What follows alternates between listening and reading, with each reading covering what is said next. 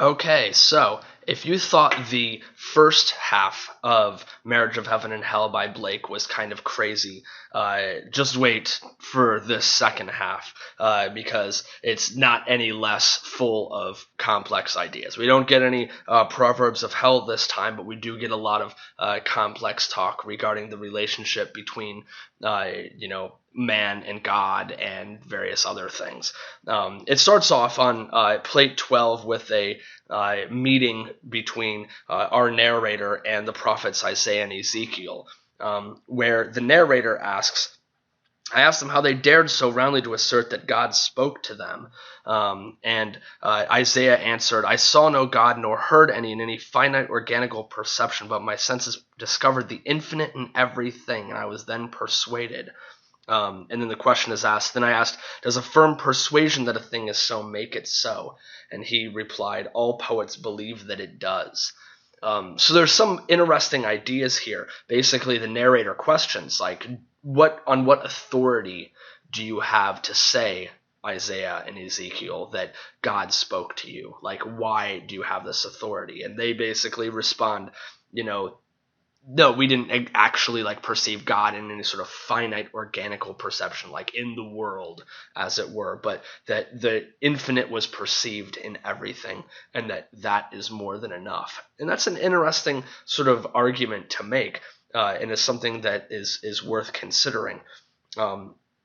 As it goes forward, it does say that ultimately our narrator ends up being convinced. It says, this, said he, like all firm persuasions, has come to pass, for all nations believe the Jews' code and worship the Jews' God, and what greater subjection can be? I heard this with some wonder and must confess my own conviction. So this is basically the idea that if you need more proof of the idea of, the God of the Bible, just look around the world and see, how popular he has become, and that convinces our narrator. As it goes forward, it does sort of start to suggest this idea that the revelations, that the idea of the world descending into hell, that's a good thing, right? It actually says this will come to pass by an improvement of sensual enjoyment. That if we as people enjoy ourselves more, embrace hell and energies and action and therefore sin and desire, that will bring about revelation, which will, in fact, in this conception, remember, we're dealing with, in many cases, the devil's point of view, that will be a good thing.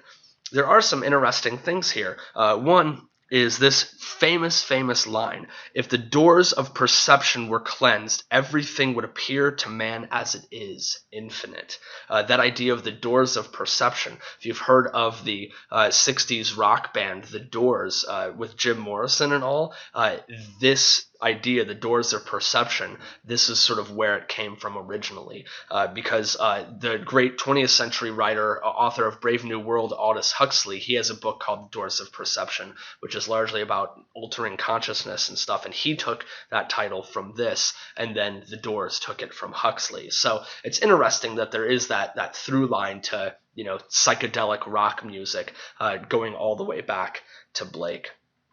On plate 15, this is one of the more sort of confounding plates in the work, where it's just talking about the printing house in hell. This is sort of just where Blake sort of discusses his own technique. As I mentioned in the last video, Blake actually used acid to etch the words of all of this. If you look at the pictures, he etched all of the main images and the words into a metal form backwards. So every single word of this text, like you think about all the complex ideas in this text, and then you think that he used acid to write it into metal backwards, and the feat of Blake becomes all the more apparent. But this sort of spot here on plate 15 just seems to sort of be, Blake just sort of talking about that model. And it does, again, represent sort of this, what can sort of be called the closed mind of Blake. No matter what we do, no matter how hard we think about it, are we ever really going to be able to understand all that he's talking about? And that sort of becomes all the more profound as he goes forward, talks about the prolific, the devouring, the idea that, religion is an endeavor to reconcile the prolific and the devouring, the creator and the destroyer, to bring this stuff together. But then it says, note, Jesus did not wish to unite, but to separate them, as in the parable of the sheep and goats. And he says, I came not to send peace, but a sword. So there's some interesting ideas there where he's saying that religion, is full of all these errors. The church, as it was constituted in the late 18th century, is full of all these errors, but Jesus himself actually is abiding by the proper way. So that's something to consider.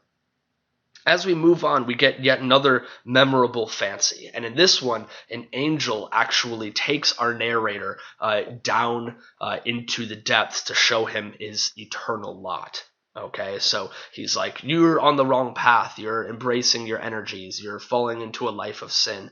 And then the narrator is like, well, why don't you show me where I'm going to be? So he takes him down. It says, by degrees we beheld the infinite abyss, fiery as the smoke of a burning city. Beneath us at an immense distance was the sun, black but shining. Round it were fiery tracks on which revolved vast spiders crawling after their prey, which flew or rather swum in the infinite deep. And the most terrific shapes of animals sprung from corruption. The air was full of them and seemed composed of them. These are devils and are called powers of the air. And so we get this really sort of Dante-esque sort of imagery of the nature of hell itself. But then we get Blake once again being funny. Like a lot of the things that Blake does that are just hilarious if you're sort of reading them the right way. It says here, I now asked my companion, which was my eternal lot. He said, between the black and white spiders. So it's like out of all the places that this sinner could be, it's like, oh yeah, it's like where am I going to be for eternity? It's like, oh, over there. See the black spiders and the white spiders? You're going to be between those. It's like, oh, okay, no, that sounds excellent. So it's sort of just a hilarious thing. As it goes forward, it sort of makes this large argument about metaphysics. Okay, so eventually the angel leaves hell. And once the angel leaves, then everything is better. Okay, everything is better. It says, but I found myself sitting on a pleasant bank beside a river by moonlight, hearing a harper who sung to the harp. And his theme was, the man who never alters his opinion is like standing water and breeds reptiles of the mind. I love that, the idea that somebody who never changes his mind, that person breeds reptiles of the mind. And then the man encounters the angel again, and the angel's like, how did you escape from hell? And he says, all that we saw was owing to your metaphysics. Okay? This is basically the idea that unless you succumb to the metaphysical truths, of a certain belief system, you are free from its punishment. So when the angel was there to sort of impose, the idea of hell upon the narrator, at that point, the narrator was going to be bound in hell. But as soon as the angel was no longer there to impose this metaphysical reality, it no longer existed. So it is sort of the idea that, heaven and hell are just sort of manifestations of the desires of the believers. And that's, once again, another controversial idea. Then we get sort of this idea, the angel's like, oh, show me where I'm going to be. Okay, and then he shows him this horrible scene with all these monkeys and baboons, and they're all tearing each other to pieces and just ripping each other apart. This is a complicated thing, and he actually just says, ultimately that, I answered, so the angel said, thy fantasy has imposed upon me, and thou oughtest to be ashamed. I answered, we impose on one another. Okay, so anybody imposes on someone else when they force them to believe something. And it is but lost time to converse with you whose works are only analytics. Okay, analytics means logic. Okay, means metaphysics means reason. Okay, so remember, again, reason is aligned with good in heaven. Reason is aligned with enlightenment thinking. It was thought to be the best thing in the world. And here Blake is saying reason isn't everything. Your works are only reason. So then it says, opposition is true friendship, which I think is a great moment. It's just another sort of one of those hilarious, Blakean, sort of comic elements, where it's like, oh yeah, he has this tongue-in-cheek moment. Opposition is true friendship. So he gets in this huge argument with this angel, and they both show each other their eternal fate. And then it's like, oh, this is friendship. This is what friendship is. Then as it goes on, it talks about vanity. Okay, I've always found that angels have the vanity to speak of themselves as the only wise.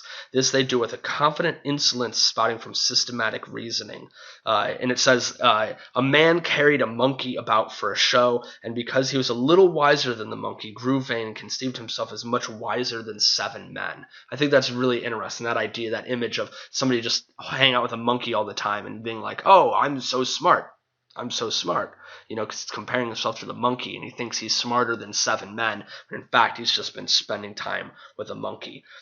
He does this as a means of sort of also criticizing this other thinker, Emanuel Swedenborg.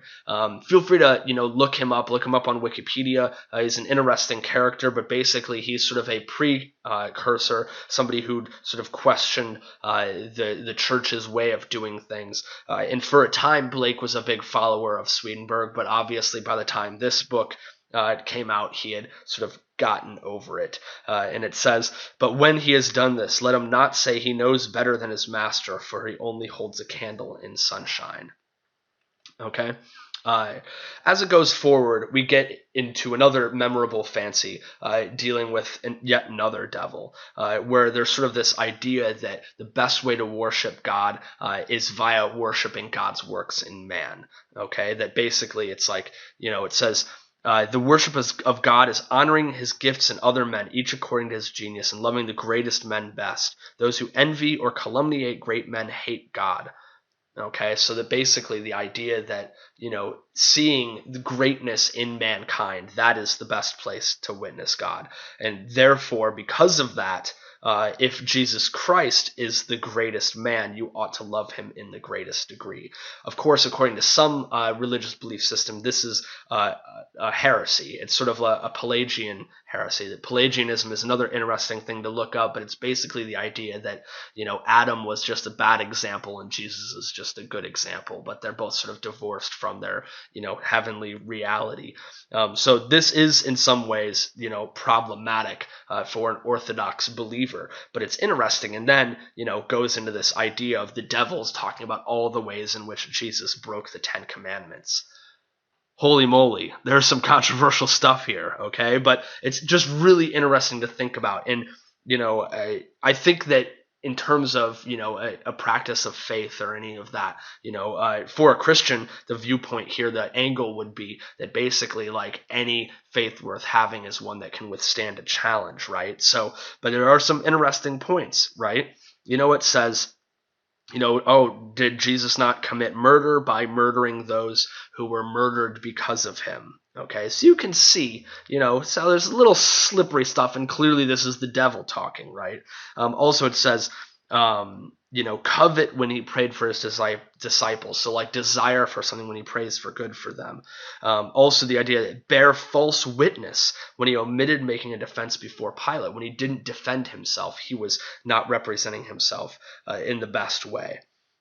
So lots of problematic stuff, okay? Lots of interesting things. And it says, note, this angel, who is also listening to this, who has now become a devil, is my particular friend. We often read the Bible together. Its infernal or diabolical sense, which the world shall have if they behave well. I have also the Bible of hell, which the world shall have whether they will or no. One law for the lion and ox is oppression. Okay? And then we get to the grand close, a song of liberty.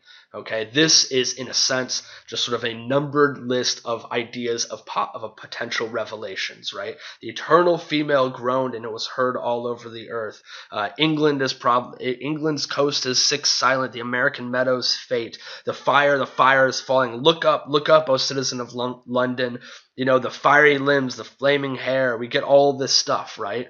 Okay, with a sun of fire in the eastern cloud, while the morning plumes her golden breast, spurning the clouds written with curses, stamps the stony law to dust, loosing the eternal horses from the dens of night, crying, empire is no more.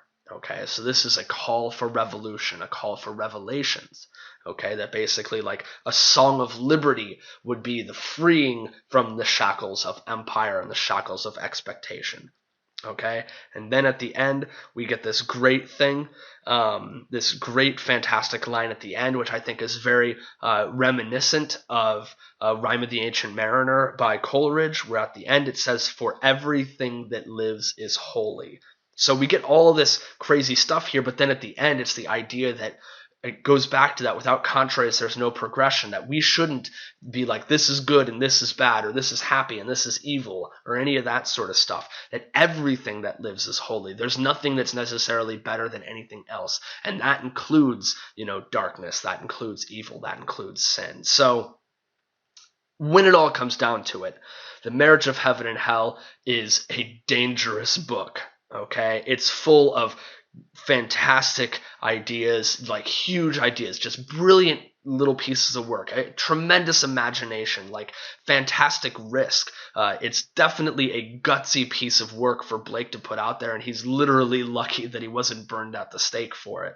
But we as readers can look to it, we can enjoy it, we can sort of see it for its fantastical imagination, for the ideas that it puts out there, and maybe more than anything, just for the challenges that it will provide for us to consider, for us to debate, and most of all, for us to enjoy.